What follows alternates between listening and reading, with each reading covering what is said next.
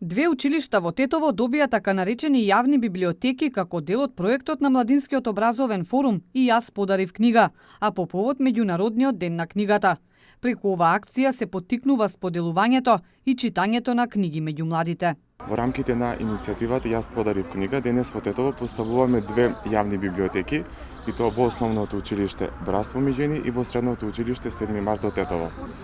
Целта на самиот настан е на јавно поставените библиотеки, секој кој што е заинтересиран од самите ученици да остави своја книга, но истовремено се отвора можност на некој друг заинтересиран млад човек да ја земе таа книга и која што од негов интерес и на истото место да остави друга книга. Целта на самата иницијатива е споделување на книгите помеѓу младите, но и поттикнувањето на читањето. Од општина Тетово ја поддржа оваа иницијатива, потенцирајќи колку е важно читањето книги. Колку е символична оваа активност е многу значајна за децата. Ние одбравме две училишта, една средно училиште и една основно училиште, каде што ќе бидат поставени овие библиотеки. И ги одбравме и местава каде што и децата најповеќе се собираат и најповеќе се движат. Целта на ова е секогаш книгата да биде пред децата, книгата да биде во нивните раце и што е можно повеќе да се читат книги.